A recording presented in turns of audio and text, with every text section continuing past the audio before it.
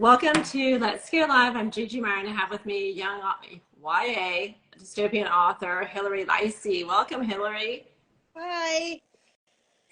Okay, so we have a fast hour to fit all of my questions in, and I have a bunch, so no pressure. But okay. Start off by telling us, what does YA dystopian mean to you? Oh, so YA dystopian is really, that's kind of an odd question or hard question. Well, okay, because I do interview fantasy authors, romance authors, and so when you have those labels, they're very wide umbrellas. They mean different things to different authors. And so you could say, like, I write dark romance. Mine isn't necessarily mafia, which a lot of people think is dark romance. Mine is content warnings and trigger warnings. Yeah. Gotcha. I understand. So mine is more tame. It's not trigger warnings or anything like that. Thus, YA, young adult. The YA.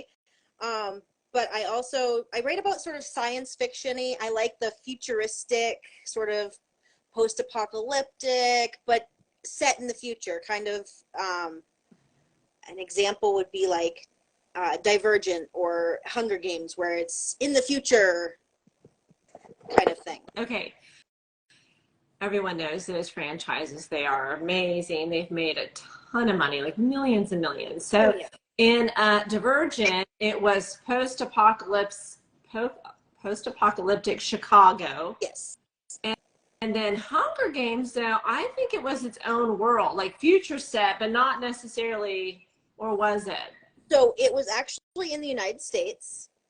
The capital was actually inside of like the Rockies, the Rocky Mountains. Oh my gosh. How did I miss that? Because the way it was set, when they do travel to the capital where, you know, the majority of the story takes place, yep. I didn't associate that with the Rocky Mountains at all.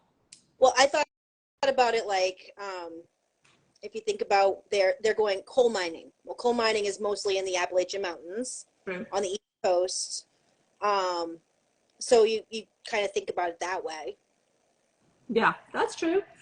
Okay, so let me ask you this. So YA, where is that line for you? Some people say it's 18, some people say it's 13. Where's the line? Is it swearing? Obviously no smegsy scenes. I live in between, so I'm not quite 13, because I do have some things that are not exactly appropriate for 13-year-olds. Okay.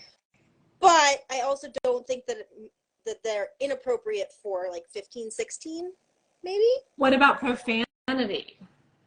So that's where I try my hardest not to. I occasionally obviously have there's certain times where you have to. It's like part of that thing. But I try not to, just because I wanted some. When I started writing, so I started off writing romance. Paranormal romance, actually. Okay. And but then my kids said, "Hey, write something that we can read." Okay, well, how old are they? Are they teenagers now? Are they now? Okay. Before they were not at that time. Okay, so you were saying that you started off writing paranormal romance, and so do you have anything published with that, or is that a work in process? I thought about publishing a couple times. I have a few novels that are still in my banks that I may pull out sometime with a, not me. I'll have an alternative name. Oh, a different pen name? Pen name, yes. Well, are they so drastically different that you couldn't, like you can have like a romantic like string or thread through it, but could you incorporate that into your YA dystopian, just back off, the romance part? And that's actually a lot of what I do. Oh, nice. So a lot of what I do has a romantic element in it. So you could maybe repurpose those, because oh my gosh, I would hate for those to just get lost in your laptop somewhere, collecting digital dust. I keep switching it from computer to computer every time. Okay, so tell us about your first novel that you have published. So Project Lightning is actually, I actually just pulled it off the shelves. No way. Okay. It's actually, so one of the things that I wanted to do was I wanted to refurbish it. And the reason behind that is because when I first published it, I didn't know the process. And I didn't know like how important every step is. Do you know what I mean? Well, what do you mean as Like far as like writing it, editing? editing. And that's something that I didn't do, which is on me. You know, I didn't know the process completely, and that's something that I have to I wanted to go back and sort of relook at it. And also I've changed a lot as an author since I wrote that. And what year did you publish it? I published that in 2020. Oh, okay. So I mean, 3 years. Yeah. 3 years ago. And so I feel like I want to take it and sort of add to it and change it up a little bit and make it better. And then this time also follow the process. So get it. I think when we all look at our debut novel, you're like, ugh, it is, it's a little grueling. Yes. And I imagine every author out there feels that way. You know, the growth between their very first novel and then, you know, year 2, year 3. I mean, we just get better at our craft. That is very true. So you just pulled it off? I just pulled it off this past week. I'm going to, I'm looking into getting it edited and also having some of my beta readers that they have for my current work in progress. I'm going to have them also read that and get their feedback. And then once that's all done, then I'll be putting it back up. Okay, so you wrote a post-apocalyptic dystopian during COVID. Yes.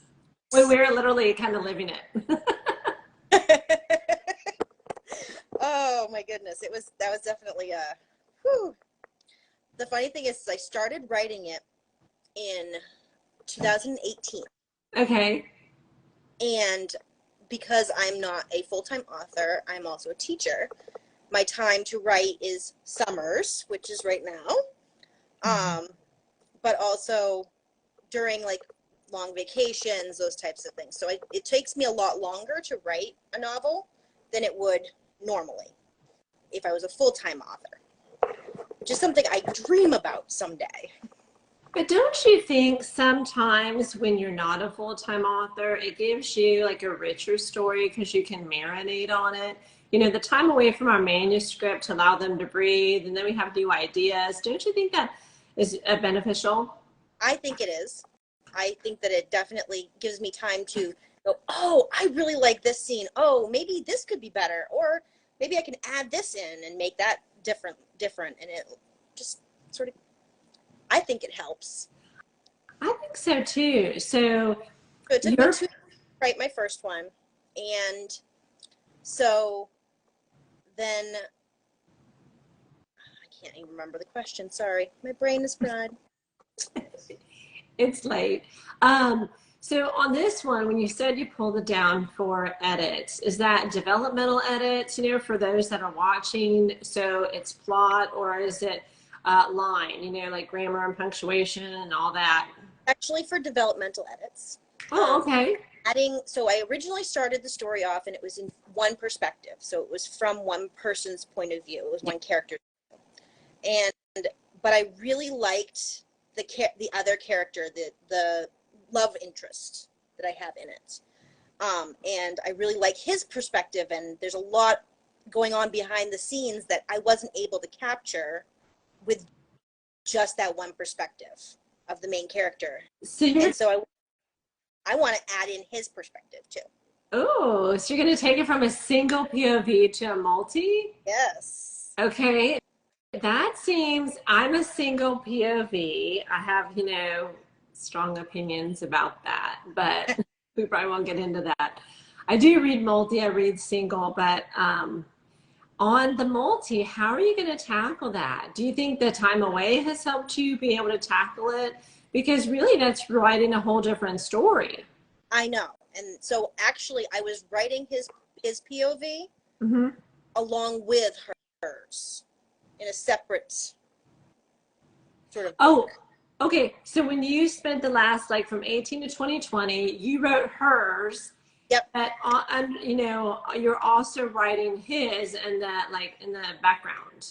Yes. Your eyes only. Oh, that's so smart. So okay, what made you do that though? That's like because work. So it does seem like a lot of work. I was originally going to publish hers and then his. Oh, okay. Companion duet. But then as I was writing hers, I sort of got sidetracked on a one that could extend it and make it a sort of like almost like a series. And so I was like, okay, so then his POV got sort of put on the back burner, and I started sort of working on the next book in the series. And so it just kind of, it's been sitting there, and as you said, you don't want it to go to waste. Oh no.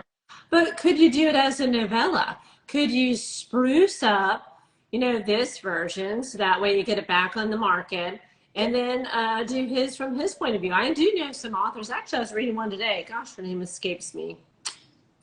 But she wrote a book called Gray's Tribute. And so it's a, I think like a werewolf romance. And so it's really, really good, right? And so she wrote the whole book from the single POV of the female, and then she wrote his version, and it was so good because it kind of like answers all the questions that you're wondering. That is very true. I never thought about that. I might have to consider that. And just you already have it. You already have it. You just have to, you know, do, like you said, some dev edits and kind of, you know, make sure they're married together, so to speak. But oh my gosh, that would be really fun. That would be really fun. But if the market will bear, I don't know. Like, I don't know a whole lot of dystopian, so I don't know if that would be a genre norm, or if it's not a genre norm, you could, you know, break out that way. That'd be kind of cool. That would be kind of cool. I think a lot, it really depends. You're either a single POV, or you're a multi-POV, and it really depends. And I really like the single point of POV as well, but occasionally I like to, you know, switch it up a little bit. Okay, so I'll tell you my strong opinion. Because of the way I write my books, and because they're like really women's issues that we face, and they're very dark, I really like to have like the flawed narrative. You know, we in life, I don't get to know what Hilary knows, and I know, and you know, like I don't get that. So when I write first person, present tense, very, very deep. And so I just want you as a reader to make the wrong choices that she makes, or, you know, we just don't in life get everyone's POV. This is very true. And some people are like, okay, well, calm down. It's a book. It's fiction. But I really do like for you to be in the shoes, and their crisis is your crisis, and they're backed into a corner, and they have horrible decisions, and, you know, terrible things happen to them. And I want you to feel it deeply. That is very true. What I do is I put the like love interest. No, I was gonna say protagonist, but that's not it. I do put the love interest in my bonus scenes at the end, and then I'll also release it in my deleted. So you get like a little flavor, but I'm like, shoot, we don't get that in real life, so I'm not gonna give it to you in my books. I like that. I like that. Well, some people do come for me. They're like, I really would like to know what he was thinking. I was like, girl, same. I would like to know what everybody's thinking all the time. I don't necessarily want to know what everybody's thinking all the time, because I think I'd be a little scared. Oh my gosh, it'd be overwhelming. And when we really treat people the way they're supposed to be treated. Yeah. We might on the outside, but on the inside, sometimes not so much. Okay, so this is actually going to be a series? Yes. Oh, okay. How many books? 3. Okay, so a trilogy. A trilogy, yes. Okay, so the first one is written, but you pulled it down, and it's in dev edits, and then the betas are awesome. Like I have 2 betas. I had 4 last year for 2 of my books, and 3 of them were brutal. One was horribly brutal, and I loved her. I like and then that are actually really brutal because it tells me, it gives me that raw, like, I know what you're thinking, and I know where I need to fix this. yeah, when they say kill your darlings, ooh, that girl makes me kill my darlings fast, quick, and in a hurry. And then I have one who is just like, oh my God, it's great. Don't change anything. I'm like, okay, well, you go as my hype girl on my street team. Yep. Yep. And so this year on this book that's coming out at the end of the summer, I have a new beta. And she's equally brutal to my old beta, and I love her. And she's just like, what are you trying to do here? Like, she will go and just mark it all up, and it's kind of overwhelming when I open her email. I think I say like a little prayer before I do. But it makes me a better author. And so I have done dev editors. I have a really great one that I'm interviewing, I think in August, who did my debut novel, and they're lovely. I love dev editors, but betas will do it for free, and they're, they'll be loyal too from book to book, which is awesome. Yep. I actually have, I have 3 beta, well, alpha. I'm sort of calling them alpha beta. I did the same thing. I need to change my terminology. They're definitely alphas. Them that are my are sort of close friends, family, that type of thing. And then I have one that I found outside of that. And so I think I've got my team pretty well, like, soaked up. And I'm really hoping that the one that's, at least one of my inside people, she does this type of thing for other authors. Mm-hmm. So I really hope that I will get some good feedback. But I'm not sure because I'll have a few weeks. And I'm really nervous about it. When do you get it back? In about 2 weeks. Okay, maybe you need to pray before you open the email. I think I'm gonna pray before I open the email. Yeah, my family and my friends, they don't care. They don't want to read it. They're like, oh, go on, you're putting out another one. They don't care. And so I have found my alphas on social media. So I am a strong proponent of that. I found one of my alphas. Actually, I did end up paying someone for this time around because of just wanting to make sure I have a even balance. Yep. So I found one on Fiverr, and we had a great conversation, a message conversation, obviously, about things. And so I feel very confident that she's going to be the one that's going to give it to me brutally. And then I have my sister-in-law is one of them that is reading, and she's also a teacher. So that actually I think will help. Oh, yeah. And I have 2 cousins who are also going to read. So, girl, I have 3 teachers, my sister and my 2 nieces, and I'm like, I will pay you. You're all off for the summer. They're like, They still won't do it. Yep. Well, when we're teachers, we don't get paid that much, so we got to get every little bit where we can. Yeah, that's what I was thinking too. And so anyway, but it's not their thing, and you definitely don't want a beta reader that doesn't read your genre. Then it just won't be a good fit. That is very true.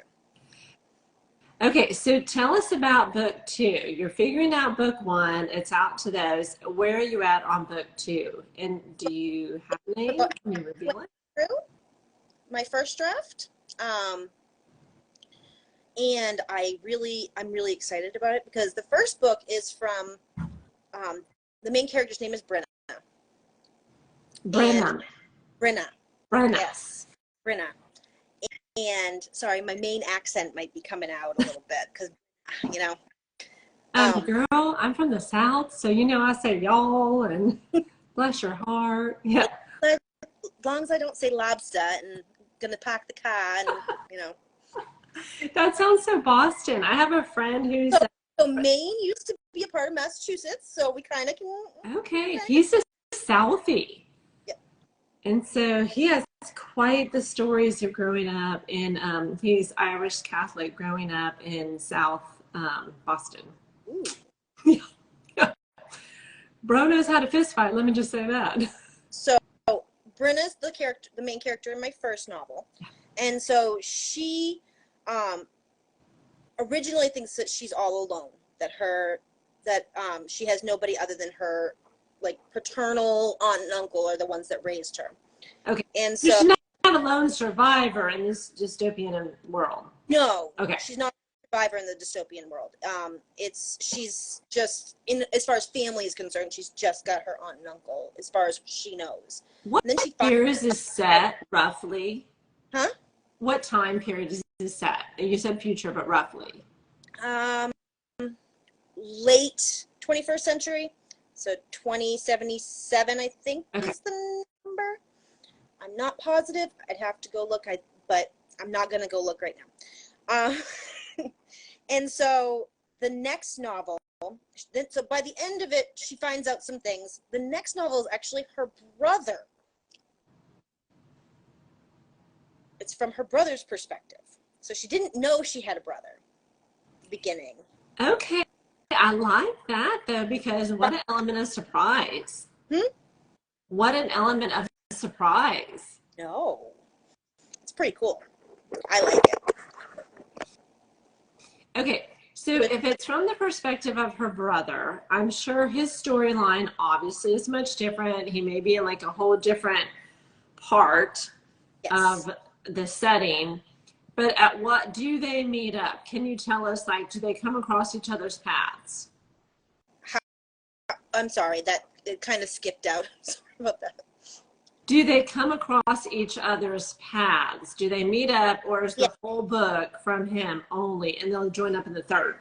No, they actually they meet up at the very beginning. Oh, okay. But it is from his perspective. Yeah. Which is a very interesting perspective because he is so what makes it dystopian is sort of there's advanced technology, even though it doesn't seem like there is. And so they're both sort of victims of this technology that can screw up your memories and your brain. Oh. And so it makes it so that so like Brenna's problem was she had technologically designed amnesia. She didn't remember any memories before the age of 8. So she had no clue, or 8 or 10. And then, so his problem was very similar. They put different things in the brain that would stop him from understanding who he was, sort of forced insanity. And so from the very beginning, they meet up because Brenna has become this amazing neuroscience scientist in the time period from when her book to his book. Okay, so I don't know. I mean, I don't know if you want to do spoilers, but it's they who does the technology amnesia, the government, because that's very popular in dystopian, to control the people. Yes. Mm-hmm. So it's actually sort of military based, so it's the military that does it. Oh, okay. So is it like a dictatorship in a sense? Kind of. But it's more of a special forces type of thing. Oh, that's cool. So she's smart, obviously. And so I would imagine that the military don't want the smart ones to get out, right? Because we're likely to ask questions and overthrow, etc. Exactly. Oh, this is interesting. So you have the whole first draft written. Yes. So what's next with that one? As far as so the one that we're talking about, Project Lightning. Right? The brother's book 2. Oh, book 2. So I have actually half of the first draft written, half to 2/3. So I still have a little bit left to go on that one. And then I will be sending out to beta, alpha, whatever you want to call them, readers. So what is your typical word count then? What is this genre standard? And then where does yours fall? So genre standard is usually between 60 to 90,000. Okay. Oh, that's a wide range. Yes. So mine usually falls right around 75 to 80. Okay, right in the middle. Yep. you're on summer break. Is your goal to have this one done, drafted before you go back?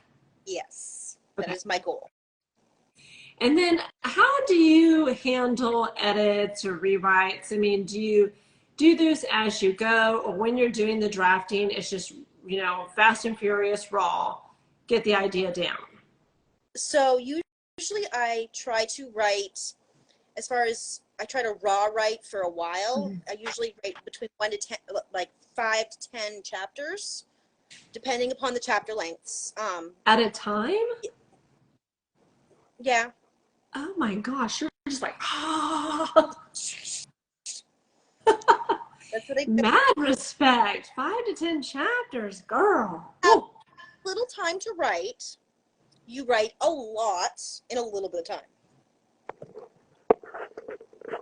I don't know how you do that with teenagers at home with you during the summer. So my teenager tends to spend a lot of time with his friends, which is kind of nice. But also, as most teenagers do these days, they are on video games, which we try to restrict as much as possible, but doesn't always work. Oh my gosh, we spent our summers playing Atari. Do you remember that old, Yes. like the very first? Yeah, I think there was like Sega and Atari. So we spent all summer because, our parents worked and that's what you did. Yeah. I was a little bit different. I grew up in a very small town, and we spent our summers just running the town. You just ran the streets. Just ran the streets. In Maine? Yes. Yep. I grew up near Bar Harbor, Maine. It's in a small town on the same island as Bar Harbor, Maine. And it's such a small town, and everybody knows everybody. And we just would ride our bikes around town and go into the woods and play. And it was just a lot of fun. What a great way to raise your kids. I feel like that's just so lost nowadays. You can't, you have to have trackers on the kids and you have to check in. I mean, it's just so sad. It is. So like I live in the middle of nowhere, and I'm 20 minutes from the nearest Walmart, if that tells you anything. Like we live in the boonies kind of thing. Is it wooded? Yes. Oh, girl. Oh, no. No. Woods across the street. We have woods behind our house. It's very boony-ish. No, So I can't do that because I've watched too many of those like true crime shows where they feature the woods and then they feature like, them watching the person. I'm like, oh. Yep. So,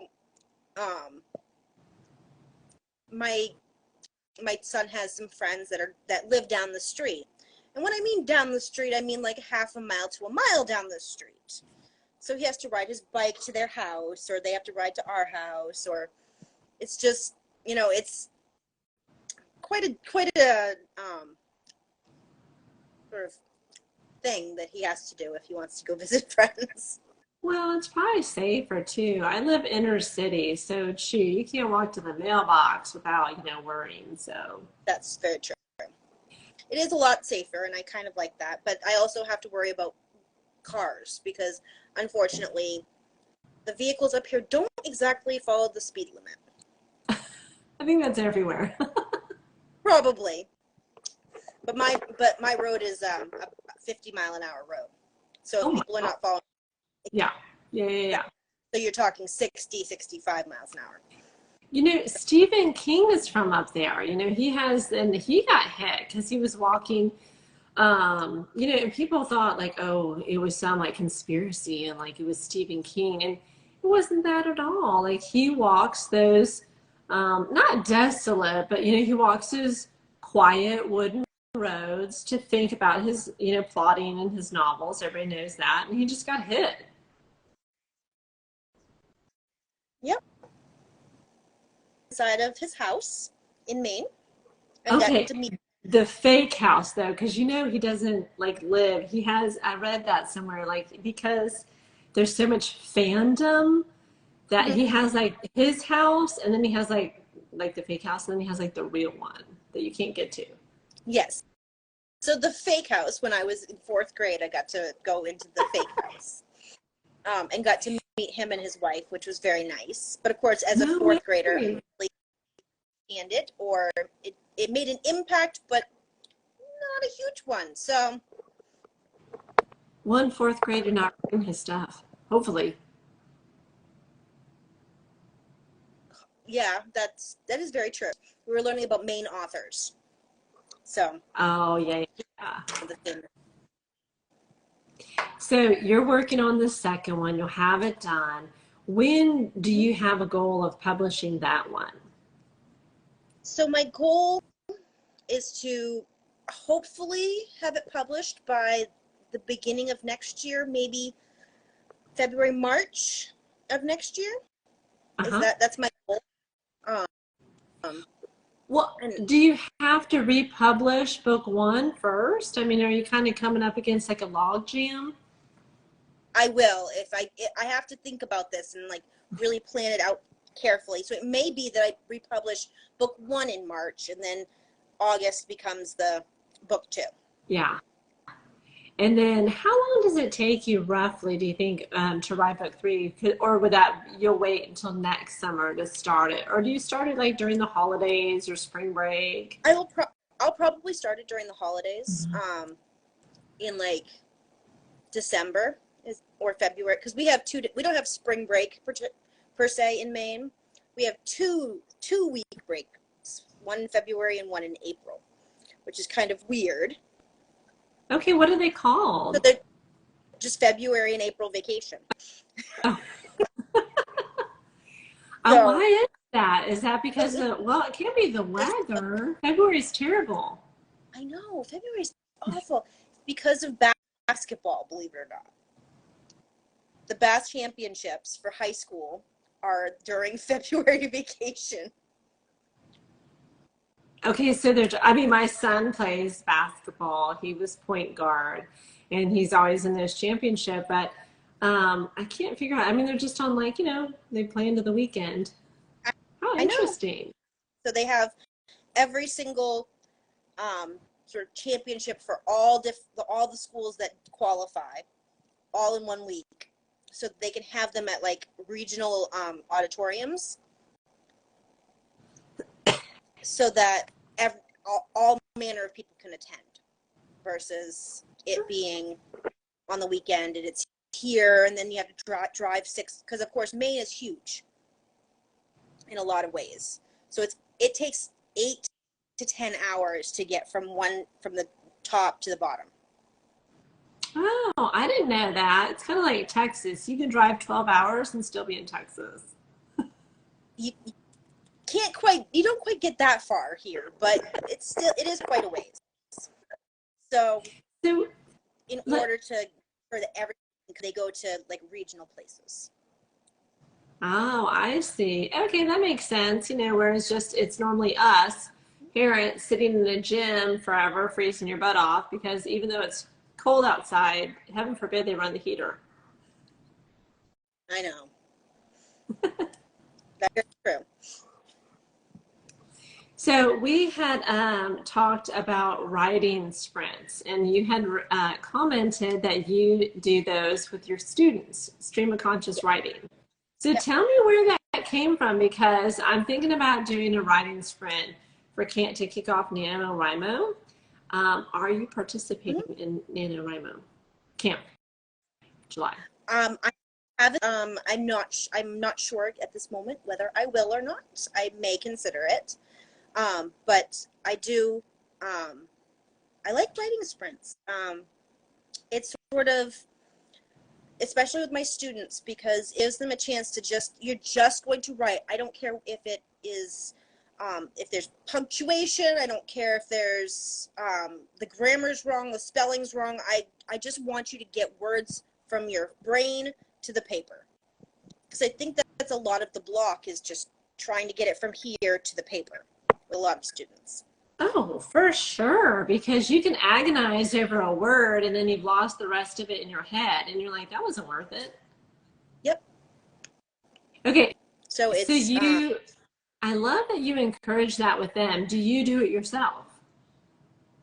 So sometimes, and that's something that I think I need to do more of, is take my own advice instead of just giving it to my students. actually take it for myself. Because there are a lot of times where I'll have this great scene in my head and I'll be writing along and I'll be like, I'll stop at a word and I'll be like, okay, I already used that word in this paragraph. I need to figure out a different for that. And I'll go and I'll find my thesaurus and I'll find a new word. And then I'm like, wait a minute, where was I? What was I saying? That sometimes happens to me when I need to research something, right? So I'm writing a really difficult scene right now where she's addicted to drugs. And so I need to know, like, what are the withdrawal symptoms and that kind of stuff, detox. And so you can really go down a rabbit hole and then you come back to your work and you're like, I don't even know why I was looking this up. Now I know all this information, but what am I going to do with it? Exactly. Nope, I understand that one. When I was doing research, my sort of for Project Lightning and also that I was doing research on special forces and the Army, and I'm like, wait a minute, I can make up my own because this is dystopian. My own. It's not going to be the same. Heck yeah, there's no Army. When it's your world, you can make up your own rules, but sometimes it's helpful because when you go out and do some research, even when you find out the answers, you're like, ugh, that doesn't fit. How am I going to write it that way? And you think like, heck, it's my fiction. I'll do what I want.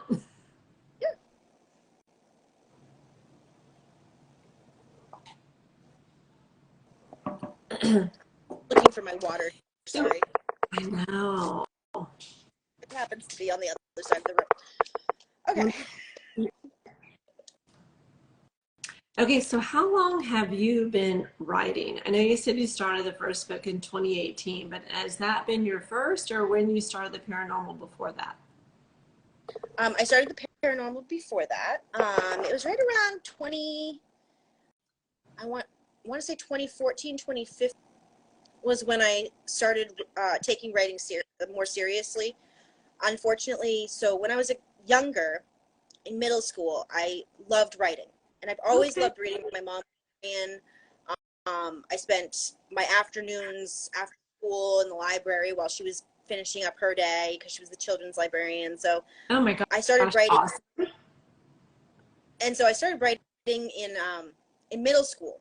And I had this whole notebook and I loved it. And I still actually think I still have the notebook. No way. Just kind of somewhere. I'm not actually sure where. But I had this notebook. I wrote stories for class, and I got told by one of my teachers, unfortunately, that what I was writing was not appropriate. And instead of telling me, of course, in my middle school brain is I'm writing wrong. There's something wrong with my writing.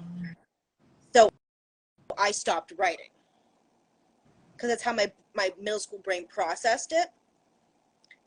I don't think it was necessarily that I was into romance, writing romance, and I don't think that was appropriate for middle school class. But Hilary, I am so surprised at how many, and I know you're in the profession, but I've heard and interviewed a lot of authors, and if they've started their childhood, there has been a teacher somewhere down the line that has criticized their work, and it's literally shut them down for years. And only in adulthood, I asked, what brought you back to it? The same question I'd ask you, if that was like you felt your writing wasn't good enough, what brought you back to it in 2014? So it was mostly, so I was in an abusive relationship from when I was 18 until I was about 24. So that was 2000 to 2007. I'm so sorry. And then I finally got away from that. And now we've been married for 15 years, but it took me a long time to find myself again. Mm-hmm. So you're talking 7 years of our marriage, or 7 years of our relation, like 6 or 7 years of a relationship. And then I finally felt comfortable in my own skin and in my own brain. And so then I was like, I really am a good writer. Like, I wrote all my papers for for school. I went through college for teaching. You know, this is what I wanted to do. And then I had so many professors saying, you know, you really should write. You are really a great writer. And I'm like, okay. And then I finally felt like I could do it. And that's when I started writing again. And it's too bad that I lost. Well, I know we all have different trauma, and I know the way I kind of like quantify it, because you can't, it's like Jenga, right? You can't take a piece out because then it's not who you are. And so everybody has trauma, everybody has a story that has shaped them. And I think 18 to 24, those are extremely impressionable years. And we all want to be loved, right? So you look for love in people that provide it. And we don't know when you get into it. I'm sure the abuse didn't start like day one. It's usually really, really slow, really subtle, until at some point you realize, like, I am a domestic violence victim. But I think that's a beautiful thing. The human experience and the human will to survive and endure always fascinates me. But I think it is who we become if you can overcome it and not succumb to the violence. Exactly. And one of the best things that came out of that is actually my daughter, who is going to be 21 this year. So she came out of that relationship, and I would not change that for the world. She was my haven. Sweet. And there's a lot of moms that have said, and I, do some research. I talk to abuse victims because I do write those type of stories. And so, like second chance kind of a thing. And a lot of them are like, you can do that stuff to me, but you cross the line when you do it to my child. And typically that's usually the exit point. And that was pretty much the situation. And it wasn't necessarily, it wasn't physical abuse to her. It was emotional and mental abuse that I was like, no, I can't do this anymore. I'm thankful that she Yeah, I think abuse is abuse. I know people like to say, oh, well, it was just this, or it was just that. No. Abuse. I was saying, thankfully, she did not get hit. Yeah. But, okay, so that's what brought you back to 2014. And so sounds like you have a very supportive husband. So what does he think of this? So he's not much of a reader, which is kind of funny. I wrote an anti-reader. I married an anti-reader. He's very Most men are not. Most men are not readers. Mm-hmm. So if I made a comic book, he'd be okay with that. That's so cute. But he's super supportive, and he wants me to do the best that I can, and he encourages me all the time, and I'm so thankful for it. Oh, good. Well, I'm glad, you had to go through the fire in order to heal and get to this wonderful man. Married for 15 years this year, so I'm so thankful. Congratulations. So I have a question. Dystopian books, Easter eggs, how do you feel about them? Do you like to use them? Do you use them in your writing? Do you read them in other people's dystopian books? I'm sorry, I missed part of that question. Easter eggs. Do you like to use them in your books, your novels? Do you like to read about them? Every reader has an opinion about those. So,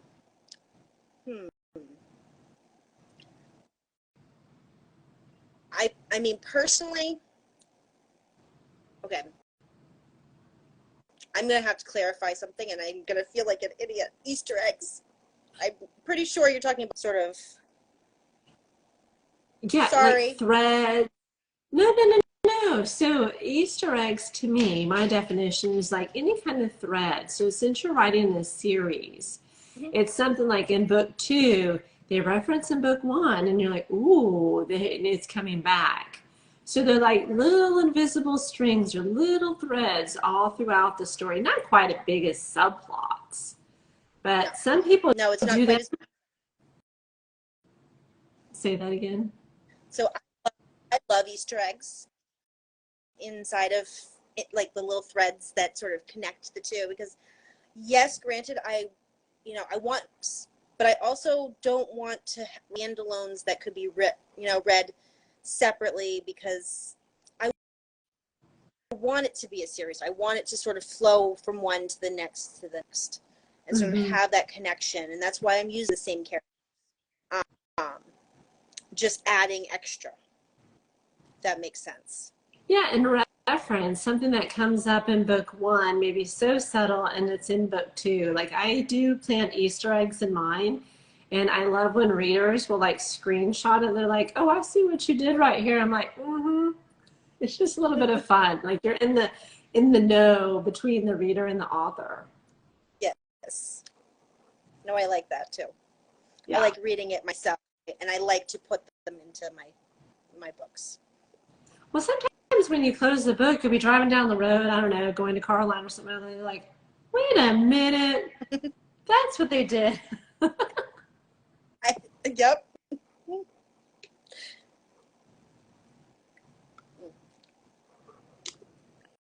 Okay. So what is your favorite part of writing? What is your least favorite part about the whole process? So my favorite part of writing is, so I've always been the type of person who's had a lot of ideas in my head.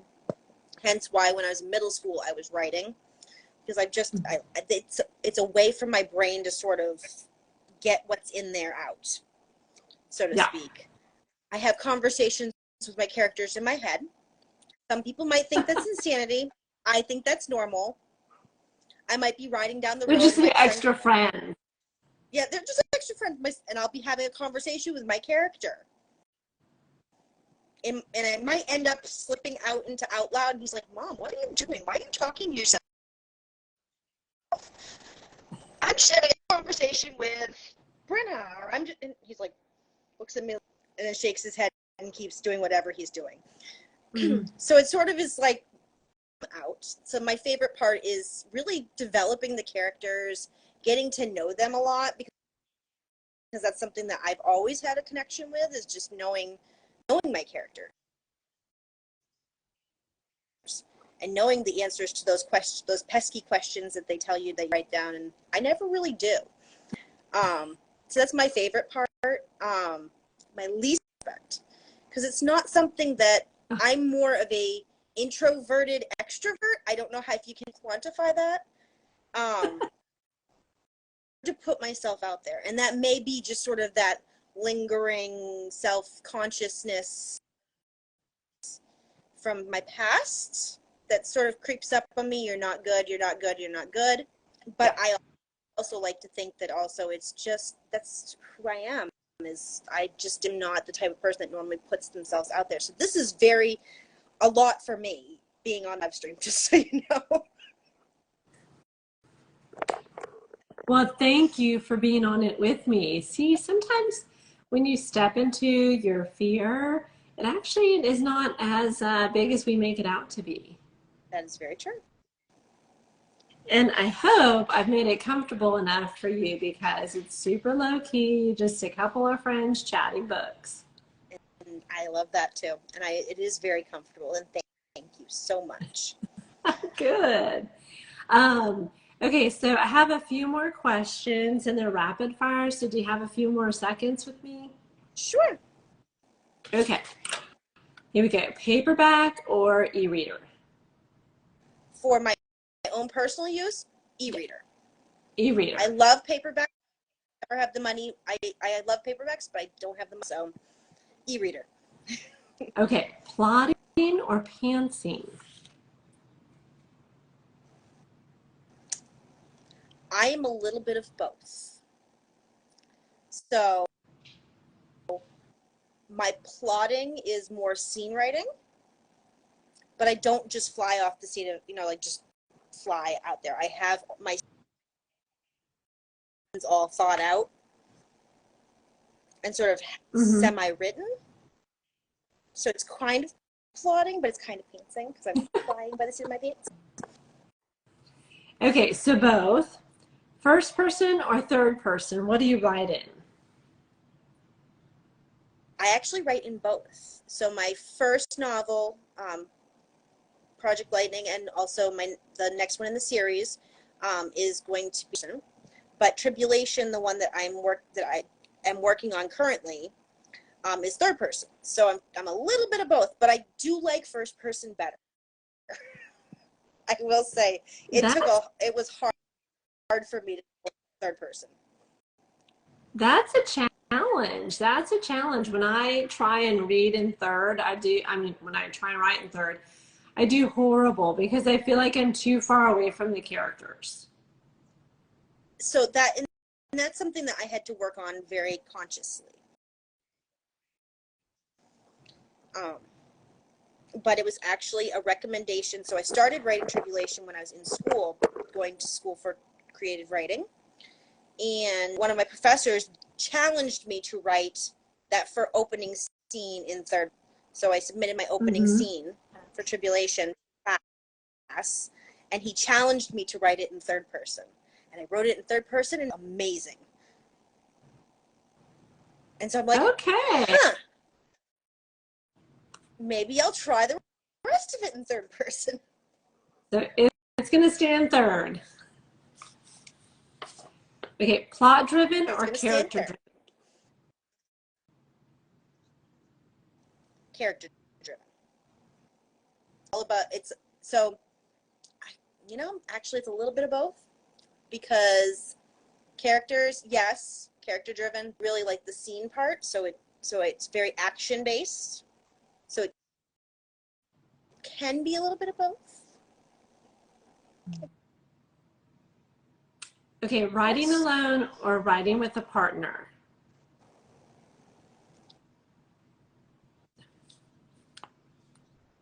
Writing alone. I can't bring anybody else into that world. Outline or discovery writing? So I don't have a specific outline, but I'll have scenes that I want, and I weave the threads between them. So I know the scenes, I write out the scenes that I want, and then I connect them. Okay, that makes sense. Write in silence or write with music? Music. I can't have silence. Music can set a tone too. It's funny because I heard a song. It was a really popular song, like probably about 10 years ago. But I just heard it the other day, and it just it keeps playing in my head. So it's called. I'm sure you know it. It's "Unstoppable" by Sia. Oh yeah. That's a few years old. But I just heard it the other day on the radio, and I was like, huh. And so it keeps playing in my head. So there we go.